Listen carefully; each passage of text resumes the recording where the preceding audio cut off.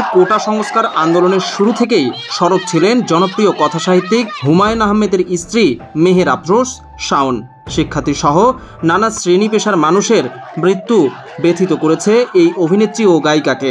এই কারণেই নানা বিষয় তুলে ধরে পোস্ট করেছেন সামাজিক মাধ্যমে। তার পোস্টে বোঝা যায় এই আন্দোলনকে ঘিরে সহিংসতা তাকে কতটা বিদ্ধ করেছে। সম্প্রতি কোটা সংস্কার আন্দোলনে নিহত ৮ শিশুর একটি ছবি পোস্ট করেন। তারপর লেখেন, দম বন্ধ লাগছে। জুলাই মাস আগে থেকেই আমার জন্য একটি বিষণ্ণতার মাস ছিল, কিন্তু 2024-এর জুলাইয়ের শেষ 13 দিন যেন সব কিছু ছাড়িয়ে গেল। তিনি আরও যুক্ত করে লেখেন, ৮ জোড়া নিষ্পাপ চোখ আমাকে ঘুমাতে দেয় না। রেসিডেন্সিয়াল মডেল কলেজের ফারহান ফাইয়াজের পড়ার টেবিলের ছবি দেখে চোখ ঝাপসা হয়ে ওঠে। ছেলেটা নিশাদের চেয়ে মাত্র কয়েক মাসের বড় ছিল। পোস্টে তিনি গ্রেপ্তারের প্রসঙ্গ টেনে বলেন, ফেসবুকে ঢুকলেই বাচ্চা বাচ্চা ছেলেদের টেনে হিঁচড়ে গ্রেপ্তারের দৃশ্য, আর সারাক্ষণ কানে বাজে একটা কণ্ঠ, এই পানি লাগবে কারোর, পানি পানি।